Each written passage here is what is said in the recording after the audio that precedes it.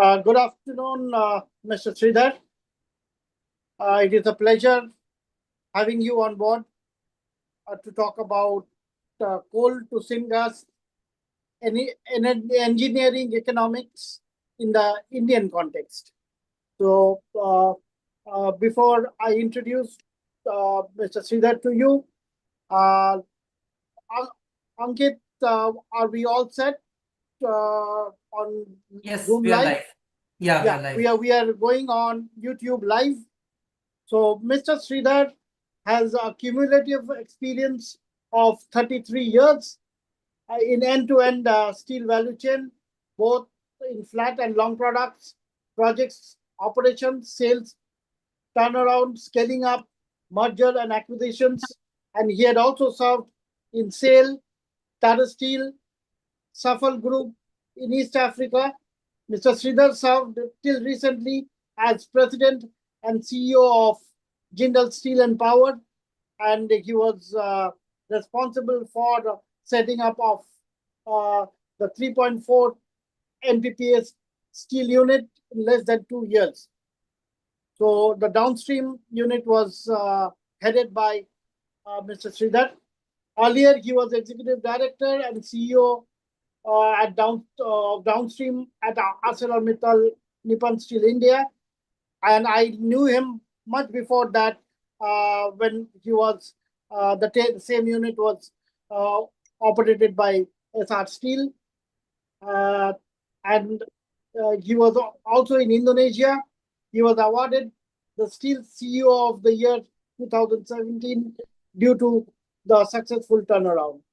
He has strong exposure in automotive and advanced coated products. Currently, he is senior advisor at McKinsey. He is looking after green steel, green hydrogen, decarbonization, coal gasification, renewable energy, and battery energy storage system. So, welcome, uh, Mr. Sridhar, to our podcast. Thank you for the good introduction. Yeah. So we will begin right away uh, without further ado. Uh, Mr. Sridhar, India has over 400 billion tons of coal reserves. Why has coal gasification suddenly become strategically important? Good. The present concept, in the present circumstances. Good. It's a very valid question. We have 400 billion tons and upwards of it. Yet we import 80 to 90% of our methanol. Methanol can be produced from coal gas to syngas to methanol. That's one route. And still we import 60 to 70% of urea and ammonia and all that stuff. All of these can be produced via the syngas route, syngas to ammonia, syngas to methanol, syngas to urea, syngas to various other chemicals. In fact, most of the chemicals, like for example, dimethyl ether, which is a substitute for LPG, or for that matter, formaldehyde, acetic acid, then you have synthetic aviation fuel. Incidentally, even that can be manufactured out of syngas by Fischer-Tropsch process. That's the name given. So, having said that, there are various things which can be produced through syngas, and thereafter taking it to various chemical streams and all that stuff, and also a lot of carbon streams as well. Okay, now having said that, still India is importing. Now, this is where we should be, propagating this coal gasification. Let me give you a few examples. Methanol, I mentioned to you just a few minutes back. Methanol is a platform molecule. It's the intermediate molecule through which various other things can be produced. Now, methanol demand world over is about 100 million tons. And being a platform molecule, it can be made into what I said just now is ammonia and urea. That's one. Then ammonium nitrate as well, which is an explosive. Then we have what is called as dimethyl urea, formaldehyde, acetic acid, gasoline, and then of course synthetic aviation fuel. So all of these things can be made. And the capex required for methanol, I'm talking from a European point of view, not from Chinese, which will be 30 to 40% lower. We can say about $900 to $1,200 per ton of methanol. Okay, that's the capex required. $900 to $1,200 over a 1 million tons, it translates to about $1 billion. Now, so this is one. Now, if you want to go further down, like apart from whatever I have mentioned to you, that is dimethyl urea, formaldehyde, and we can also do olefins. Now, what are olefins? Olefins are fuels, paraffins are fuel, olefins are plastics and chemicals and all that. So if you go towards methanol to, olefins, that's another $2 billion investments. So if you go from syngas to methanol to olefins, the entire cycle is about $3 billion. Now, this is from a European point of view. Now, if you go to Chinese, it will be 30 to 40% lower. Now, this is what we are looking at. And let me also tell you, the methanol, I have done a lot of consultancy with various groups, and on methanol, which we are producing in India through the coal gasification route, is 6.1 to 6.2 rupees per nm cubed. Now, if you translate that into dollar terms, 2.1 to $2.2 per MMBTU, which is world class, which is what the Chinese are doing. So this is one. Now, the second insight which I would like to give you is with regard to synthetic natural gas. India is dependent on imports, LNG and all that stuff. So there is a strategic sense as well as commercial sense to manufacture synthetic natural gas through coal gasification syngas route. Now, what happens is the whatever calculations we have done, experience we have, the synthetic natural gas which is produced through the syngas route is about 40 to 44 rupees per nm cubed. Translates to about $8 to $10 per MMBTU. Now, best of times when there was no disruption in the world, where LNG was coming, without any disruptions in the country, we had $8 to $10 billion, so $8 to $10 per MMBTU. That was the price then. What is the price now? 18 to 25 dollars per MMBTU.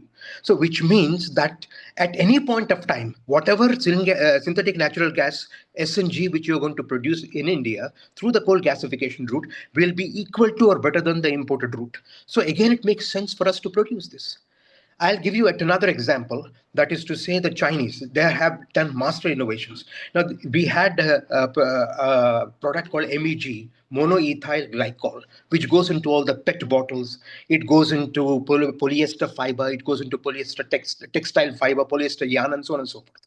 Now, what normally the conventional way which the Europeans, everywhere else used to produce is you do all this naphtha. Naphtha is C7 to C15 carbon. Now, if you do steam reforming of it at 800 to 900 degrees centigrade, the naphtha cracks and produces ethylene. Now, ethylene is then partially oxidized to ethylene oxide, which further gets water cracking, steam cracking at 200 to 250 degrees centigrade to produce MEG, monoethyl glycol. Now, the same thing, you have to be dependent on imported naphtha, imported crude oil. Now, but why that dependency? The same thing can be produced through this, the syngas methanol route, which the Chinese have shown us. What they have done, they have taken this, methanol, and they have sort of converted partial oxidation to formaldehyde. And then what happens is they introduce carbon monoxide into it. So carbonylation, that's the term used. So that carbonylation produces dimethyl oxalate. Now, this is a wonder molecule.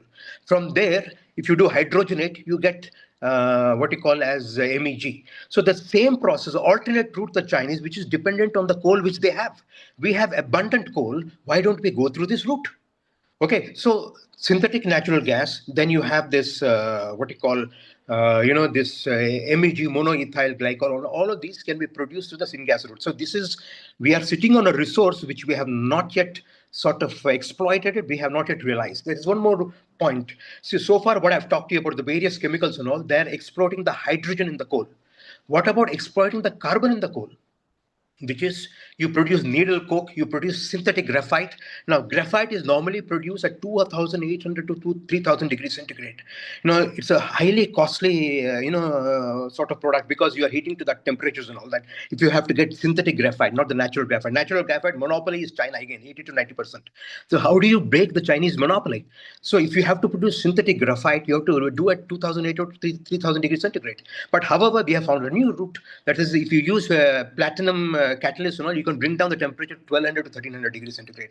Now, all of these can be produced from the coal tar which is a byproduct of coal gasification. Coal gasification give you needle coke, which is used in electric arc furnaces, the graphite anodes and all that stuff. It can be used in synthetic graphite.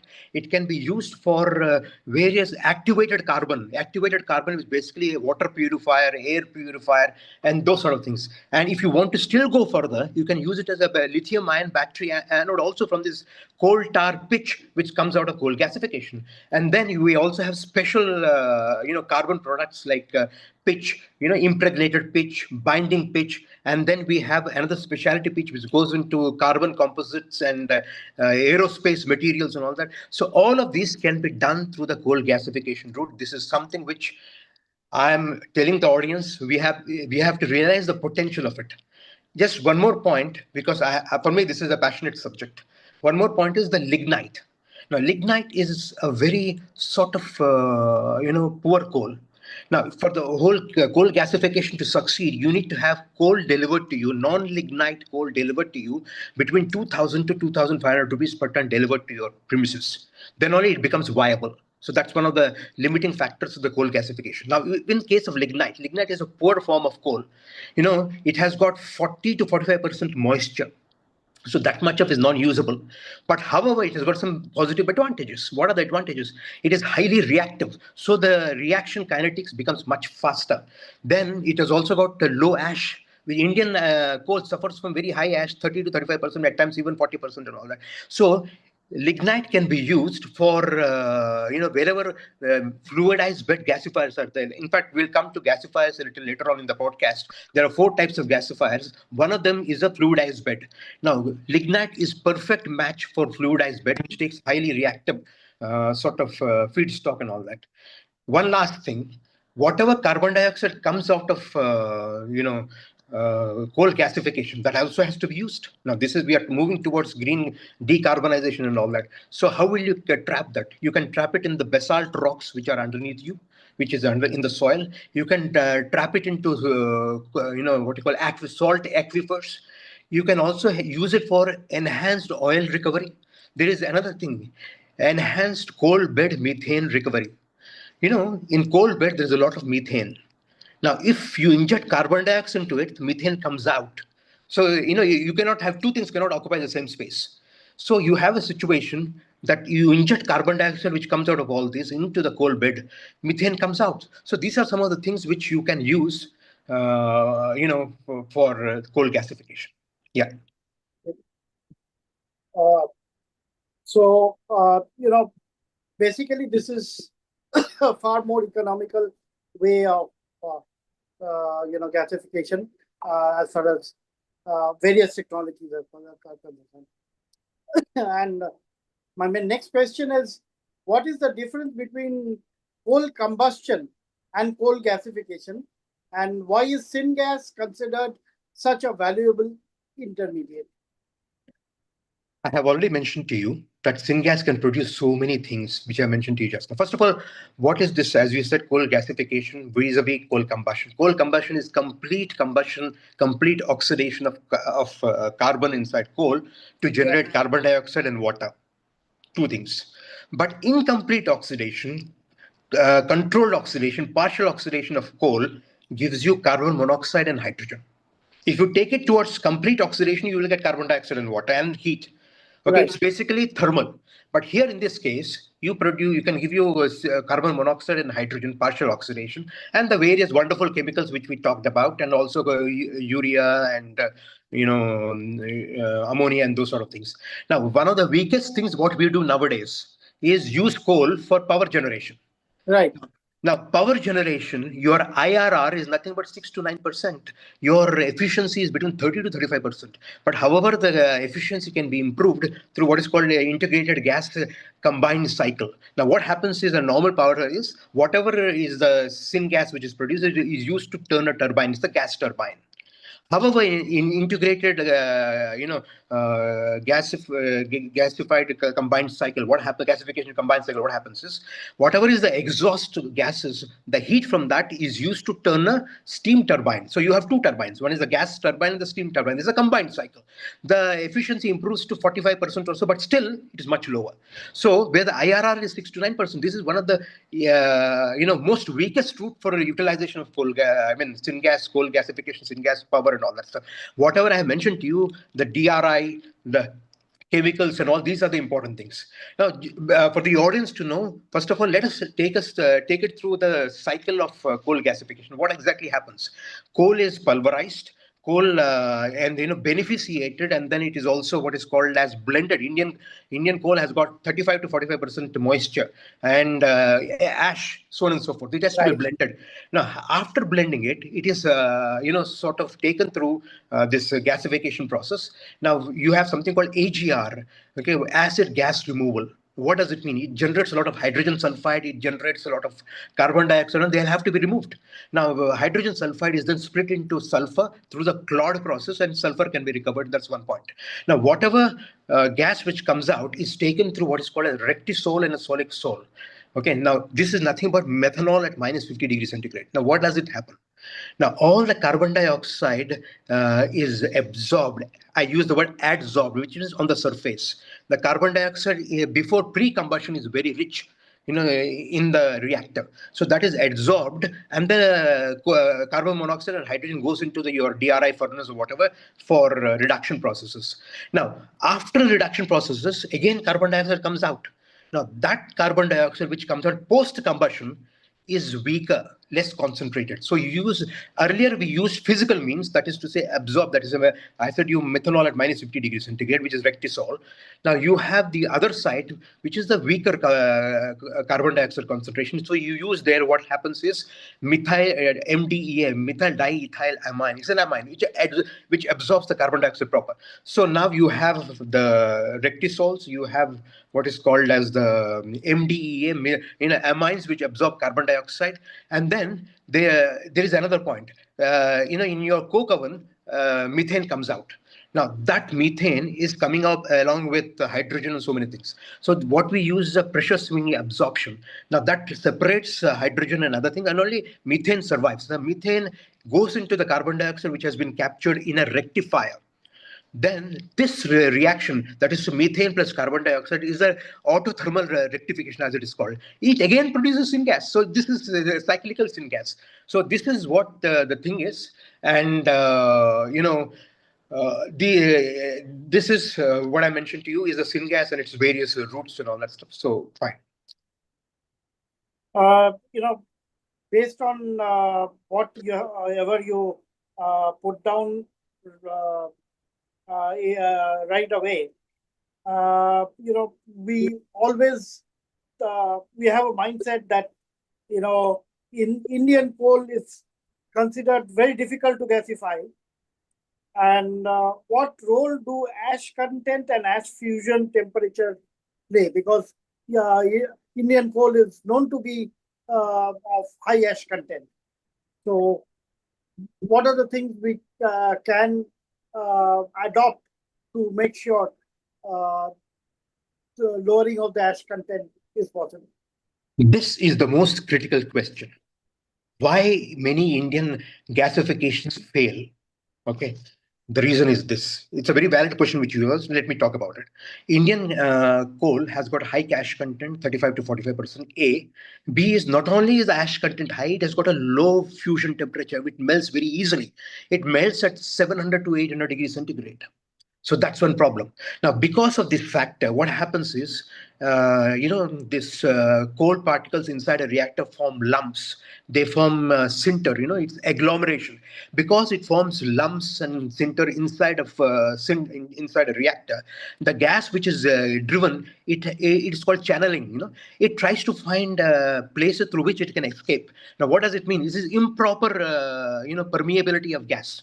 Now, because of this lump forming, because of this low fusion temperature and high ash content, now all of these lumps stick together, and this stickiness is what happens is allows it doesn't allow the gas to permeate easily. It is what is called as channeling. Now, this is one problem. That's the reason why most of the Indian coal gasifications have a problem. And then there is also a concomitant factor. Because of this sintering and channeling and all that which I mentioned to you, there is something called cold spots and hot spots which form. Cold spots and hot spots within the reactor. Now, and again, the slag is very viscous. Now, what happens if the slag is very viscous? It starts trapping your, syngas. So instead of getting evolved, it gets trapped in the slag. So now, suppose if the theoretical capacity of your syngas is so many 200,000 nm cube per hour, if that is the capacity, theoretical capacity, this is what has been designed by many of the suppliers to India. They don't know the Indian conditions. Now, this comes down to 100,000, 50% capacity. Why? Because the slag starts absorbing the syngas which is evolved, and also a channeling and agglomeration, which I mentioned to you, forming lumps and all that stuff. Now, how do we do this? How do we rectify this problem? Now, this is the critical insight for this entire podcast, which I have to say. Now, you add dolomite and basically, which the thing flux, which will increase the ash fusion temperature from 700 to 800 degrees centigrade. The ash goes up to 1100 to 1200 degrees centigrade. If you increase the ash fusion temperature, ash does not melt. So this is the critical part, A. And then what happens is you add basic like calcium oxide and magnesium oxide to the slag. Slag becomes less viscous, it becomes fluid. So it doesn't, it doesn't trap syngas anymore. Now, there is, of course, I already mentioned to you, we have to pulverize it. We have to, pulverize the coal so that reaction kinetics becomes better. Then we have to blend it. We have to beneficiate it. So all of these things we'll have to do it. And also oxygen, which is injected instead of air, let's inject oxygen and steam. Now, also at a higher temperature. So all of these will help improve the kinetics. Now, two things which I mentioned to you, cold spot and hot spot. How do we sort of eliminate this problem? Now, this is an engineering challenge. Basically, what happens is oxygen increases the temperature. So instead of letting oxygen go into the reactor in one full go, why don't you stage it? There is a thing called annulus. It's a hollow cylindrical tubes annulus. Through that, you inject oxygen. So you have oxygen which is injected into the reactor is in a staging way. It is not all at once. So the hot spots are eliminated. That's one point. Then how do you eliminate the cold spots? Whatever syngas which has been evolved, now it's bring it back, a little portion of it, bring it back for flame root stabilization. That's the word which you use. Instead of using normal burners, you use swirl burners, which will improve the efficiency. And then this can eliminate cold spots if you route a part of the syngas which gets evolved back into the flame to stabilize the flame root. So these are some of the things. And in the process, you achieve something what is called as vitrification of slag. The slag becomes less viscous, it becomes fluid, it starts flowing out. So these are the tricks which one should do to, I would say this is the critical insight. How do you make coal gasification? It is nice to say all good in theory, but in practice, there are so many problems, these sort of problems. So this is what we need to do. Ash fusion temperature, making the slag less viscous so that it doesn't trap, and then adding the, what you call flux so that ash fusion temperature goes up. Then, annulus, oxygen, cylindrical, hollow cylindrical tubes, and then flame root stabilization. These are all the things which we should do. Right. Now, as far as technology is concerned, can you explain the differences between the Lugi technology, BGL, fluidized bed, and entrained flow gasifiers, and which one is the most suitable as far as Indian conditions are concerned? Look, there are 4 gasifiers. The traditional gasifier, which has been given by Lurgi, okay, is unsuitable for Indian conditions. That's the reason why you have lower efficiency, lower conversion. Whatever is the carbon is in the coal should get converted into usable syngas. So that conversion ratio is 60 to 70% in the case of fixed bed, what we have. Okay, and fixed bed operate at 700 to 800 degrees centigrade, maybe 800 to 900 degrees centigrade. Now, at this temperature, ash what happens is ash fusion temperature, it is around that, and it starts melting and starts forming agglomerations, and also channeling and all that happens. Now, more importantly, ash does not become liquid. So you have ash disposal issues. Now, if ash does not form into fluid and goes away as slag, you have solid ash. Now, solid ash has got disposal problems. So, because all of this happens because your fixed bed is operating at a lower temperature, the slagging is poor. Solid ash disposal is a problem. Disposal problem. Conversion of carbon to higher, is 60 to 70% only. It has got a lot of tar. It is unclean syngas. Now, what is the tar content? Now, this is again, it comes from experience. Tar content is 20 grams to 100 grams per nm cubed of syngas. So that much is the tar which comes out. It's unclean. Okay. Now all of these problems are there. Now Lurgi has realized that these are the problems which are there, especially for Indian conditions. So they have come up with an improvisation which is called British Gas Lurgi (BGL). Now, BGL operates at slightly higher temperature, which is around 1,000 to 1,100 degrees centigrade, and not 700 to or 800 to 900 degrees centigrade, slightly higher temperature. So, therefore, slagging is improved. Ash disposal is improved. The temperature is slightly higher. Conversion of carbon is slightly improved. Tar becomes slightly less, and cleanliness is slightly improved, and channeling and agglomeration is slightly reduced. But still, BGL is also the same fixed bed. We have not eliminated the problem. It has just improved the problem, that's all. Improved the conditions. Then we have the fluidized bed. Okay, the best example is your, Coal India in Lakhanpur. What has happened just now? Coal India and Bharat, BHEL, they have come up with pressurized reactor and all that stuff. Now, this is the fluidized. I told you a few minutes back that lignite is highly reactive, and fluidized bed requires highly reactive feedstock. Normal non-lignite coal is not suitable for it. So in Indian conditions, wherever lignite is there predominantly, like in Gujarat or Tamil Nadu, etc., you should use, I will recommend a lignite gasifier, that is to say fluidized bed. Fluidized bed also is a nearly a fixed bed only. It is again improving the problem slightly. Again, conversion is slightly better, temperature is slightly higher, of operation slagging is slightly better, ash disposal is slightly improved, channeling is slightly reduced, but however, the problem still remains. Okay, now we go to the best answer for all your coal gasification problems, which is the entrained flow gasifier. Now, this operates at 1200 to 1300 degrees centigrade. So, there is no ash anymore to dispose. All of it is turned into slag and removed. So slag, ash disposal is easy. Slagging becomes better. Conversion is 99.2% from carbon to this. So, and then, tar is 0.1 to 0.5. That's the so many grams per nm cubed of syngas which is produced. Fluidized bed is 2 to 20 grams, whereas fixed bed, which I talked to you, is 20 to 100 grams per nm cubed. So these are the things which, and then channeling is more or less reduced. Now, importantly, all the other three, what I mentioned to you, Lurgi, what is called British Gas Lurgi, or for that matter, fluidized bed, they all operate at a lower scale. At best, 1 million to 2 million tons, not beyond that. Whereas entrant flow gasifiers, you can operate it to 5 million tons. Like, for example, New Era Clean Tech, which has come up in Maharashtra. That's a 5 million ton plant. Okay, so that's I suppose it's entrant flow gasifier. So what happens is you can make a big chemicals complex. Now let me tell you one thing: if you are using syngas for syngas alone, the whole viability becomes poor.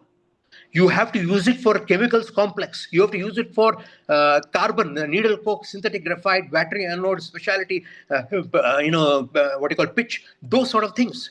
Now, let me tell you one thing. If I mentioned to you a few minutes back that the capex for, from a European basis, the capex for what you call, this is $900 to $1,200 for the, fixed bed or British gas lurgi or fluidized bed, etc., etc. But for entry and flow, it is $1,200 to $1,300. So the, what you call as the capex is higher. But also, there's one more thing. It is not all hunky-dory with entry and flow. You require a high amount of discipline in the coal feeding which you do. That is to say, coal must be pulverized, it should be beneficiated, it should be blended. So the discipline of coal feedstock must be very high. So that's one point. Then the second point is the oxygen dependency is very high. ASUs, air separation units, of course, oxygen is dependency is also required for British gas lurgi, or for that matter, lurgi, or for that matter, fixed bed, what is called fluidized bed. But for here, this will be much higher. So these are the things which I mentioned. But however, let's go a little deeper into all the various capexes and all, because this is something which people should know. If you want to put up a coal gasification, what are the capexes which are involved? I already mentioned to you $900 to $1,200 for to produce 1 ton of methanol. Okay, so and if you want to do 1 million tons of methanol, it's about $1 billion. That's on the European basis. Now, what is the OPEX for this? If you are going through the coal gasification route, OPEX is $250 to $350 per ton. Okay, OPEX. However, your let's look at natural gas. If you want to produce methanol through the natural gas route, okay, you do not have to do all the gas cleaning. Like I mentioned to you that tar and all this is not there in natural gas. So therefore, the capex is $300 to $500 per ton of methanol. So 1/3 the cost of coal gasification. So everybody will say, why do we have to go through coal gasification? We'll go through the natural gas route. But natural gas is not. There is a strategic problem. We don't have much of natural gas to be available in India, and even if it is available, it goes to fertilizers and farmers and so on and so forth. So that is one. Now the second point is the which is more important. The OPEX for natural gas is higher. It is $400 to $500. So even though the capex is 1/3 of it, but the OPEX is nearly double.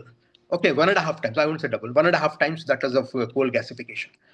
Now, what does this mean? Over a 20 to 25-year cycle, because natural gas is difficult to get, plus the fact that the OPEX is higher, syngas through the coal gasification route becomes economical. So this is the point. Though the capex can be higher by about 3 times, OPEX is nearly half. So it compensates over 20 to 25 years cycle. So this is the key message which I would like to give to this podcast team and all that. Then the second point, let's look at ammonia.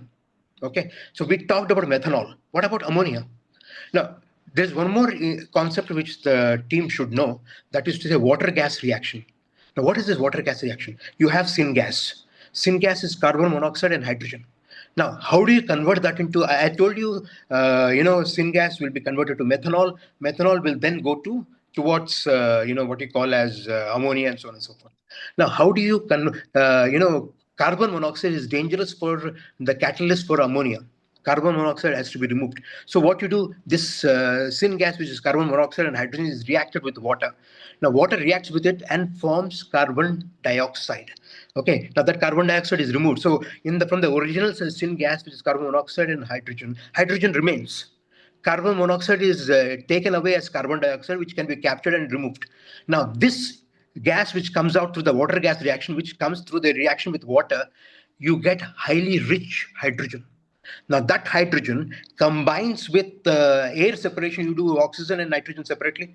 That nitrogen and hydrogen combine together to form your ammonia. So that's Right. how ammonia is generated through this. And the capex for ammonia generation, because it is a little complex again, because ammonia is further converted into urea. Ammonia's conversion into urea is slightly difficult. Why? Because ammonia reacts with, whatever carbon dioxide which is captured. I told you, ammonia reacts with carbon dioxide. It's not wasted. The carbon dioxide is not wasted. It reacts with ammonia to form urea. Okay.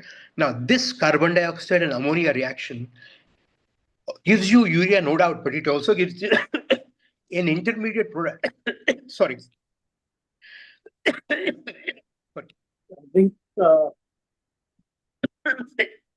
please drink a little bit of water. Yeah. Yeah, I'm sorry, I'm talking. So it gives you an intermediate product called ammonium carbamate. This ammonium carbamate, which is a partially converted to urea. Now, this is a problem. Now, this has to be extracted back again. It has to be split. What happens? This ammonium carbamate has to be taken out, extracted, stripped from the original sort of material, and then it has to be decomposed back into ammonia and carbon dioxide, and then once again go through the whole process. Now, this is energy wasting. It has to go through various cycles, various iterations, various reactors. Now, this is time consuming, and therefore, it's a difficult ammonia to urea conversion is a little difficult because of this ammonium carbamate which is inside.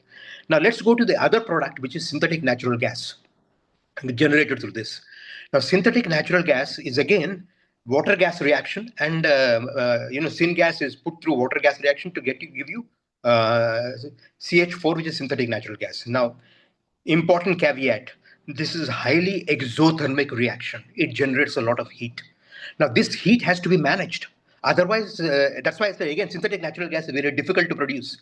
It generates a lot of heat, so heat extraction becomes a big challenge, and the capex is $1,200 to $1,800 depending on which gasifier you use. Okay, so heat removal is a challenge. The catalyst management is a challenge, and all of these things are there. Now, so how do we tackle this? So this is a complex thing, which I mean, I have already gone into too many details. I would not further, go into nuances, which if anybody would like to know, can contact me subsequently.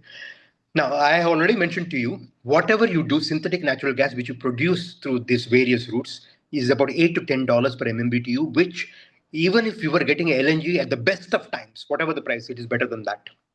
So it is a strategic and commercial sense to produce synthetic natural gas or ammonia through this route. Okay, whatever numbers I have mentioned for dollars or OPEX or CAPEX can become slightly lower.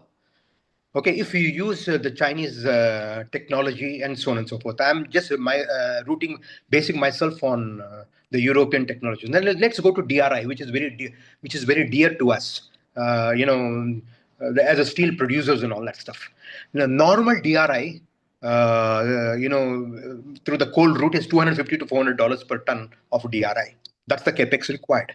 But through the syngas route, and then take it into the DRI, per ton of DRI, you require $900 to $1,200 per ton.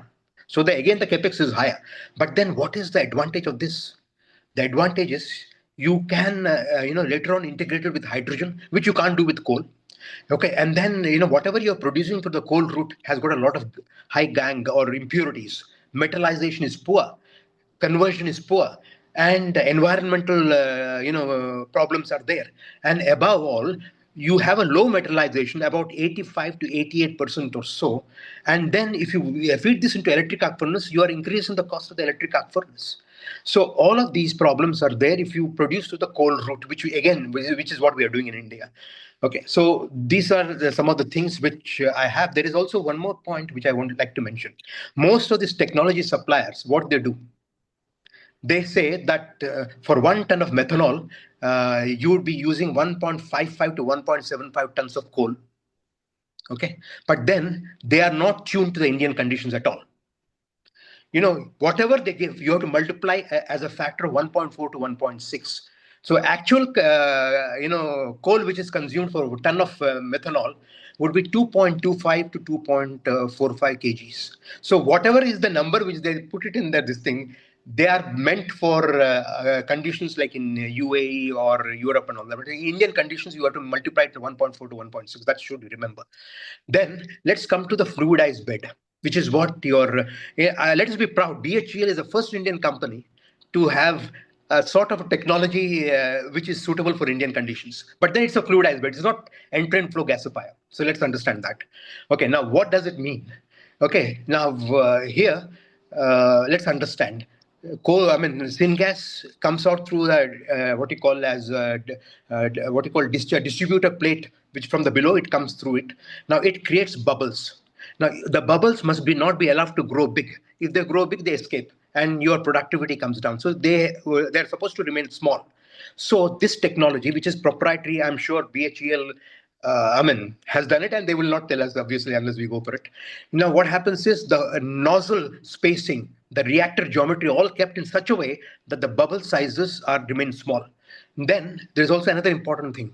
Again, the conversion, because it's a lower temperature, fluidized bed is a lower temperature, the conversion of coal to syngas is not complete. It goes through a char route. it's a char is produced. Now this char is incomplete conversion to syngas, so it has to be recirculated again. So this solid recirculation is another important thing. This again is proprietary. The char, which is an intermediate product, should not be allowed to be thrown out of the furnace, so out of the reactor. So that char movement, solid circulation is important. And then the velocity of gas which goes inside, it has to be in a window 3 meters per second to 10 meters per second. So all of these bubble size, the gas velocity, the geometry of the plate, the distributor plate design, nozzle spacing, reactor geometry, solid management system. The char which has been produced as an intermediate product should not be thrown out. It has to be recirculated back, otherwise the carbon conversion becomes poor. And then above all, ash withdrawal. So if ash is not withdrawal, the whole furnace or reactor chokes. Permeability becomes less. At the same time, you cannot remove the ash completely. Otherwise, the burden will collapse. So now again, this is proprietary. How do you manage within a window? How much of ash you should remove? How much you shouldn't remove? So all of these things are important. And why is pressurized? Because BHEL says, if you look into their whatever is coming in the newspapers and all, they say pressurize. Pressurization increase the gas density. Okay, downstream equipment becomes smaller, but in the process, your instrumentation becomes difficult. Your pressure containment becomes difficult. Ash removal becomes difficult. And then again, coal feeding becomes difficult. So all of these things are there. So these are some of the points with regard to fluidized bed. And who are the technology suppliers? For fluidized bed, European ones are HTW, that is to say temperature Winkler. Winkler is a German company. High temperature Winkler is a modification of the original Winkler system. Then you have TRIG. Of course, you have BHEL, FFBG, what is called PFBG, that pressure fluidized bed gas reactor. And there is another company called UGas. So these are the technology suppliers for fluidized bed. For entrained flow gasifiers are GE Texaco, Shell, Siemens, GSP, eCust. So these are some of the suppliers for it. Of course, Lurgi and British Gas Lurgi I have already spoken to you about. Then what is suitable for Indian conditions? I've already spoken to you about entrained flow gasifiers and all. Now, if you have already installed the fixed bed, you should go for a BGL, British Gas Lurgi retrofit, because it improves the situation. So that is one critical insight. Now, if you are going for a multi-scale chemicals and fuels and all that stuff, go for an entrained flow. If your ash content is very high and it's got a low fusion temperature, you should go again for entrained flow, but with fluxes. Many at times, it so happens that Indian ash is so much and so poor in its ash fusion temperature that even entrained flow may not be able to solve. So in which case, you have to put fluxing into it. And then again, wherever there is a reactive lignite, in India, there are many states where lignite is there. You should straight away go for fluidized bed. So these are some of the things. There is one more point which I would like to mention with regard to syngas. That is to say that syngas, per gigajoule of energy, syngas cost is only 200 rupees, whereas of natural gas is 600 rupees, and that of imported LNG is 1,000 rupees per gigajoule. So these are the numbers which we saw. Syngas is cheaper, but then capex is higher. That's what I would like to say.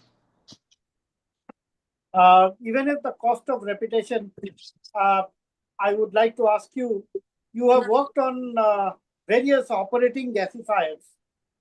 What were the major challenges encountered when gasifying Indian high ash coal, and how were they solved? I told you one is the channeling and agglomeration and the permeability of gas because of the channeling and agglomeration, which in turn happen because of low ash fusion temperature, because of high ash content and all that stuff. This happens. So, and also the slag becomes viscous. Now, because of this, you will have to add the fluxes so that ash fusion temperature increases. You have to make calcium oxide or magnesium oxide into the slag. Basicity of the slag has to be improved so that it becomes less viscous and fluid. And then hot spots and cold spots have to be eliminated through I mentioned to you hollow annular rings, and also what we call it as flame roots stabilization. So these are some of the things which we should do to remove all these sort of things. Okay. Why do many experts believe that Entrained flow gasification is ultimately the preferred route for large-scale Indian coal to chemicals projects. One is the scale. The more the scale of operations, because all the other three cannot be scaled up beyond 1 or 2 million tons. Whereas you can scale this up to 5 million tons, 10 million tons, and so on and so forth. Because of the scale, your capex cost per ton reduces. That's one. Even though original capex can be higher, you can sort of bring it down through higher scale, and also what we call as a huge chemical complex. Okay, now chemical. I have mentioned to you various chemicals. Synthetic aviation fuel. You know what is the price of synthetic aviation fuel? $300 per ton. So that can be produced through this Fischer-Tropsch route, as a Tropsch route. It can be produced through what we call it as alcohol to liquid, alcohol to synthetic aviation fuel. So the various things are there, and then cleanliness. Entrant flow gasifier cleanliness. The tar content is so low, zero point 0.1 to zero point 0.3 grams per nm cubed of syngas. Then ash is disposable. Disposal is not an issue. Ash can be removed just like that. Its slagging is improved. Conversion is 99.2% or 99.3%. That's what people say. And the residence time of coal inside the entrant flue gas is in seconds. Whereas in the case of fixed bed or British gas Lurgi, it is hours residence time. And the temperature of operation is very high, about 1200 or 1300 degrees centigrade and all. Even though the capex is higher, because of all these reasons, this is what is the factor. And again, let me point this way. Now, what is required to make this coal gasification a success? A, coal linkages. You need to have, that's what government has come up with, 30-year coal linkage.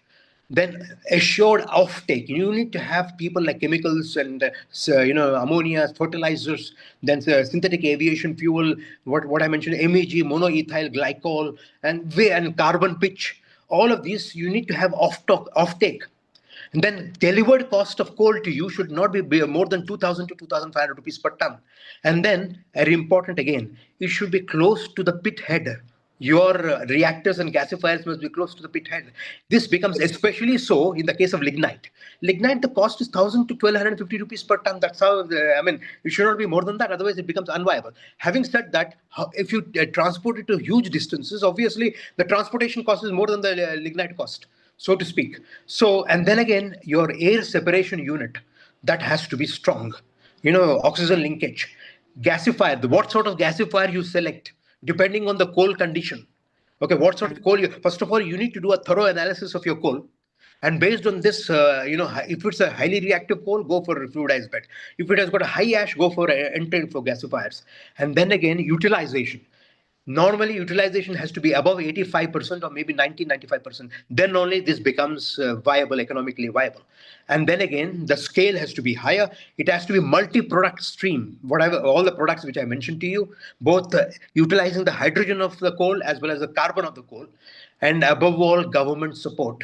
Maybe even required viability gap funding.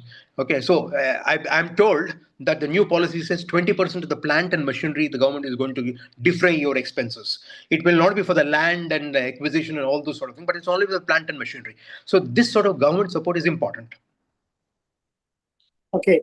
Methanol is often called the platform molecule of the coal chemical industry. Yeah. Why is methanol so important, and what products can be derived from it? For example, your previous employer, SR, has put up a CBM mechanism. They're put up in Asansol, Durgapur belt somewhere. So, what are the products which can be derived from the platform molecule of methanol? Let me answer the coal bed methane. I told you coal bed has got a lot of methane in it.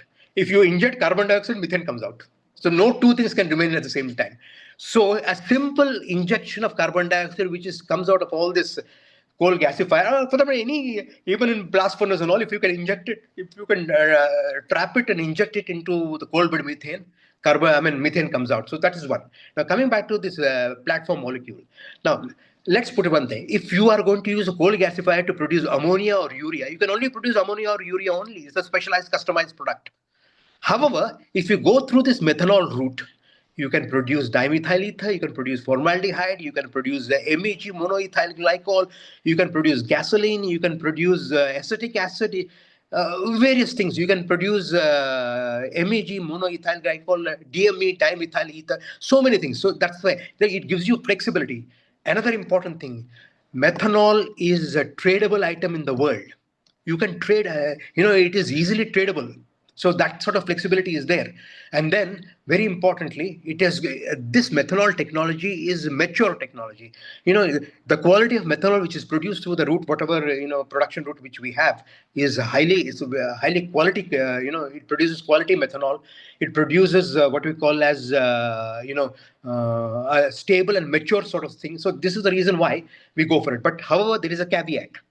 Now, what happens is if you directly produce the ammonia or urea from syngas, that's one route. But if you produce it through the methanol route, it's a double conversion.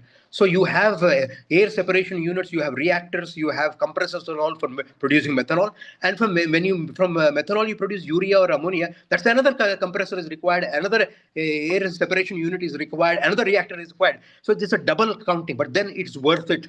Because if you are only going to produce ammonia or urea, you are tied to it. Whereas if you go through this platform molecule, which gives you a lot of flexibility, you can produce many things. Ultimately, the viability of coal gasification depends on what sort of end products you manufacture and the versatility and the diversity of materials you manufacture. Okay. Now, coal gasification is often criticized on environmental grounds. How do you view coal to ammonia, coal to methanol, and coal to syngas in the context of India's energy security? Look, just as the Chinese have done, they produce their own synthetic natural gas. Then this whatever disruption has happened in the Middle East, they were not affected by it. India was. So this is a strategic sense, and I've already told you it makes a commercial sense as well. If you are producing $8 to $9 per MMBTU or maybe even lower, it is better than imported LNG at the best of times. Okay, so there is a strategic and commercial sense to produce synthetic natural gas. And I also gave you the example of MEG, monoethyl glycol, which you can produce from naphtha, which is you are dependent on imports to come. However, if you produce from the coal gasification route, which you have abundant coal reserves, so it is cheaper, like the Chinese have done. Chinese are also poor in natural gas or LNG. They also, but however, they have improved or rather removed their dependency because of all these things. They produce 80 to 90% of the world's methanol. Okay, so that sort of a thing is what we should aim for. I'll just give you another example. India is rich in thorium. Okay, now, and 1 ton of thorium gives you 1 gigawatt of energy, whereas 200 tons of uranium 235 gives you 1 gigawatt of energy. 3.5 million tons of coal gives you one. Imagine the equivalence: 1 ton of thorium, 3.5 million tons of coal, or 2.1 million tons of crude oil, or 1.7 million tons of natural gas. So that's the equivalence.